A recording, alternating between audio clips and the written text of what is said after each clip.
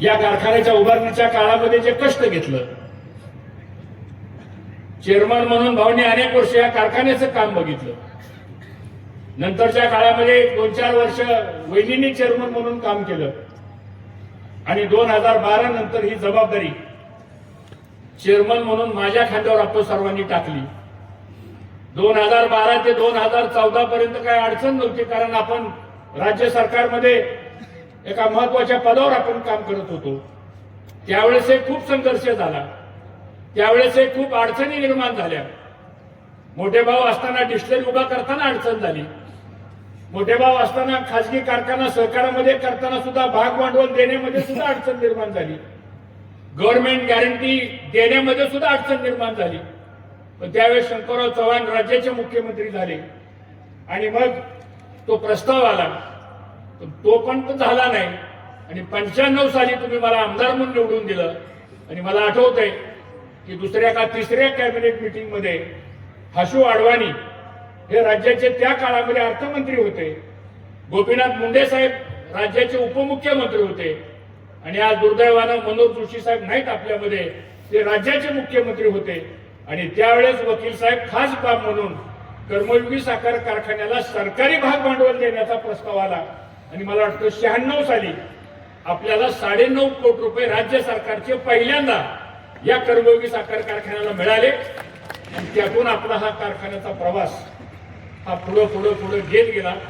दुर्दैवानं 14ला राजकीय समीकरण बदलली, 19ला राजकीय समीकरण बदलली, 24लाही राजकीय समीकरण आपल्या अडचणीत आली आणि मग 11-12 वर्ष कुठलाही राजकीय आपल्याला आश्रय नसताना सुद्धा हा कारखाना ठीक आहे अडचणीतून चालवत आपण गेलो. पण या ठिकाणी मला सांगायला अभिमान वाटतो की या सगळ्या अडचणी जरी आपल्या पुढे आल्या तरी आपण कधी डगमगलो नाही. पण या सगळ्या टीका सहन केल्या, आपण सगळ्याचे आरोप प्रत्यारोप आपण सहन केले. पण आजचा दिवस या 12 वर्षाच्या तपश्चर्यावरती खऱ्या अर्थानं आज शेतकऱ्यांच्या जीवनामध्ये आर्थिक परिवर्तन आलंय, याचा आनंद आज मला मनापासून या ठिकाणी झालेला आहे. हृदय भरून येत आहे. शेवटी आयुष्यामध्ये माणसं काही पैसे घेऊन वर जाणार नाही, काही संपत्ती घेऊन कोण जाणार नाही. पण ज्यांनी म्हणून आम्हाला टार्गेट केलं, ज्यांनी म्हणून आमच्यावर टीका केली, ज्यांनी म्हणून आमच्यावर नाही ते आरोप केले संपूर्ण. एक तर महाभाग असे म्हणायचे म्हणले हे बंद पाडलं आणि हर्षवर्धन पाटलांनी खासगी कारखान्याला तिथे उभा केला. त्याला एवढं नॉलेज नाही ह्यांना. इथला कारखाना बंद पाडला आणि काय दुर्दैवानं माणसं सुरासूर मिसळायची संपूर्ण. सगळा अन्याय आम्ही सहन केला. पण आज मी आपल्याला अभिमानानं सांगतो, पुणे जिल्ह्यामध्ये विक्रमी दर देण्याचं काम बोत्रे पाटील आपण केलं. आपलं मनापासून आज या ठिकाणी अभिनंदन. परिस्थिती बदलती माणसाची सांगतो. कधी कोणावर अशी दुजापणाची भावना या ठिकाणी करू नये.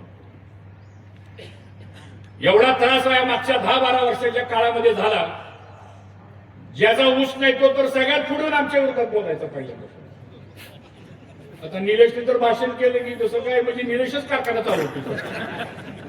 मी तर राजू शेट्टीला म्हणलं तुलाच एक कारखाना देतो चालवायला, तू चालव का. गमतीचा भाग सोडा, ठीक आहे, मागणी केली पाहिजे. काही लोकांचं म्हणणं आहे की शेतकऱ्याचे सगळेच प्रश्न कारखान्याने सोडवले पाहिजे. शक्य आहे का बाबा. शेवटी शेतकरी अडचणीत आमचा ऊस जातो, इथं कोण ऊसवाला नाही सांगा.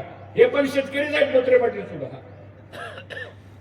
एक शेतकऱ्याचा मुलगा पुणे जिल्ह्यातल्या मांडवगण फराटासाठी एका छोट्या गावामध्ये अतिशय प्रतिकूल परिस्थितीमध्ये संसार प्रपंच केला, कष्ट केलं, जिद्द बाळगली, शेतकऱ्याचं हित डोळ्यासमोर ठेवलं आणि बघता बघता आज 20-21 कारखाने एक बोत्रे पाटील परिवार चालवतोय.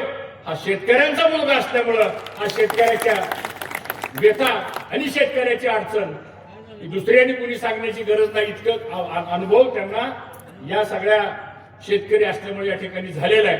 आणि म्हणून आम्हाला अभिमान आहे की खऱ्या अर्थानं भाऊंचं स्वप्न आज या ठिकाणी आपण पूर्ण करू शकलो. आणि आता तर आपला बऱ्याच वर्षाचा तुमचा नामचा ऋणानुबंध राहणार आहे. त्यामुळे तुम्ही सुरुवातच अशी केलेली आहे की ती सुरुवात म्हणजे 3350. आता 3350 वरनं आपल्याला पुढे जायचं. आता इथलं पुढे लक्षात ठेवा. त्यामुळं आपल्या सगळ्यांच्या चेहऱ्यावरचा आनंद बघितल्यानंतर मी गेले 2 दिवस झाले या भागामध्ये फिरतो, एवढ्या लोकांना आनंद झालाय. काल तर मला परवा एका माजी आमदाराचा मुलगाच मला भेटला होता आपल्या तालुक्यात. आता कोण आहे तुम्ही समजून घेऊ शकता. आणि माझी गाडी अडवली, मला उभा केलं. म्हणजे काय हो? नाही म्हणले भाऊ चांगला निर्णय झाला बरं का. म्हणजे बरं झालं, आमचा सगळा ऊस म्हणले आम्ही आता कर्मवीला घालतोय बरं का. म्हणलं 12 वर्ष काय? नाही म्हणले 12 वर्ष टिपरूसो दिलं नाही म्हणले तुम्हाला.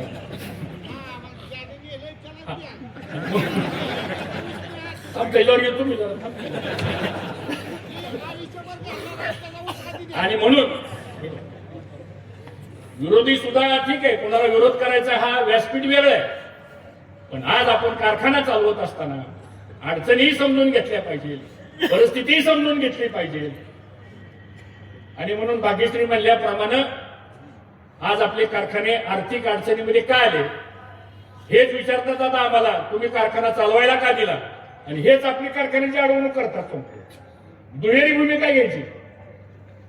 आपल्या कारखान्याला, दोन्ही कारखान्याला कोणत्या बँकेने अडवलं आणि का अडवलं हे बोललं पाहिजे आता कुठेतरी. आता आज आपली सगळीकडे अडवणूक या जिल्हा मध्यवर्ती बँकेच्या माध्यमातून झाली. आणि आज सांगतायत की यांनी कारखाना चालवायला दिला. हो दिला, आम्ही कारखाना चालवला. काय चूक केली काय? 3350 रुपये उच्चांकित दर दिला, ही काय चूक झाली आमची? शेतकऱ्याच्या हिताकरता आपण या ठिकाणी कारखाना चालवायला दिलेला आहे. आणि आता शेतकऱ्याचं हित भविष्य काळामध्ये निश्चितपणाने उज्ज्वल झाल्याशिवाय राहणार नाही याची खात्री आपण या ठिकाणी बाळगायला हरकत नाही. म्हणून आपण मित्रांनो या कारखान्या संदर्भात निर्णय. अडचणी आहेत, नाही असं नाही. तुम्हाला वाटलं नाही की नीरा भीमा बी 3100 रुपये देईल का आणि ही बी 3350 रुपये देईल का? कारण शेवटी आपण काही पैसे मिळवण्यासाठी इथं आलेलो नाही. काय लागतं माणसाला? 2 वेळेचं अन्न असलं की बस झालं. काय एखादा श्रीमंत 1000 कोटीचा मालक असला तो काय सोन्याचं खातो काय? तुम्ही आम्ही जे खातो तोच माणूस खातो. वेगळं काय? शेवटी अन्न हे सगळ्याचं सारखं अन्न आहे शेवटी. पण एक दानत लागते. आणि मला असं वाटतं ओमकार ग्रुपमध्ये ती दानत आहे. म्हणून 3350 दिला. सगळ्या सभासदांच्या वतीनं एकदा जोरात टाळ्या वाजवून त्यांचं या ठिकाणी आपली संस्कृती आहे. जो आपल्याकरता करतो त्याची जाण ठेवणं आणि त्याची आठवण ठेवून पुढे जाण्याची या ठिकाणी आवश्यकता. आता त्यांची आमची काय काय चर्चा झाली, कुणा कोणाला भेटलो, हळूहळू वेळोवेळी आम्ही सांगू ती. पण काही लोकांनी असा एक प्रयोग केला की म्हणजे आम्ही कारखाना चालवतो, आम्हाला चालवायला द्या. आता आम्हाला माहित होतं त्याच्या माझं राजकारण सुद्धा काय आहे ते. आज आम्ही सुद्धा 40 वर्ष साऱ्या जीवनामध्ये काम करतोय. रक्ताचं पाणी करून आयुष्य घालवलं आम्ही. दुसरं काय बघितलं ना आयुष्यामध्ये सांगावं. बागेश्री म्हणाली ही गोष्ट खरी. एक दिवस असा नाही, मुलांना विचार आमच्या समोर. फक्त आम्ही कधी या गोष्टी बोललो नाही. कारण तुम्हाला सांगून परत तुम्ही भयभीत झाला असता. तुम्हाला जर आम्ही आमच्या अडचणी सांगितल्या असत्या तर तुम्ही म्हणला असता नेतृत्व करणारा माणूस एवढ्या अडचणीत आलाय म्हणल्यानंतर आपलं काय व्हायचं. आम्ही ते गप सहन करत करत या सगळ्या गोष्टी आम्ही सहन केल्या. आता सहन करण्याचा काळ संपलेला आहे. दुसऱ्याला आता आपलं सहन करावं लागेल ही अवस्था आता मित्रांनो. आम्हाला काही कोणाला विरोध करायचा नाही. परवा इथं काय काय लोक आली इथं ना आमच्यावर नाही ती भाषण करून गेली. ठीक आहे, हे व्यासपीठ नाही बोलायचं. पण काय गोष्टीला खुलासा सुद्धा करणं आज या ठिकाणी आवश्यक आहे. त्यांचा ना आमचा अग्रीमेंट होताना 2800 रुपयाचा विषय ठरला होता आपला. बरोबर आहे का नाही?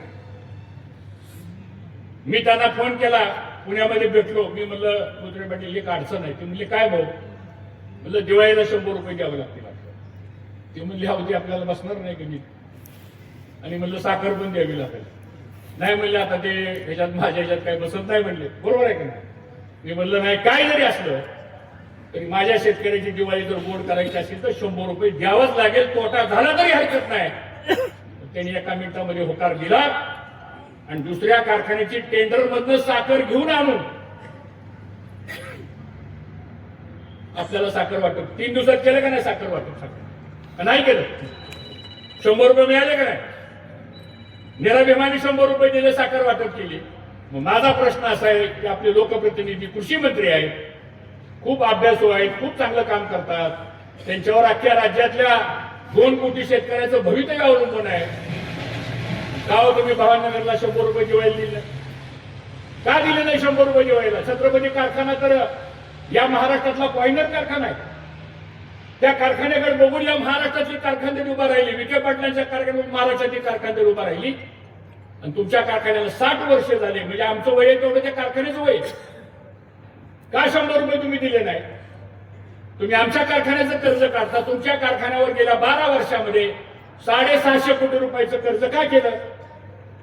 विचारायचं नाही मी तुम्हाला. मी स्वतःचं ठेवायचं झाकून.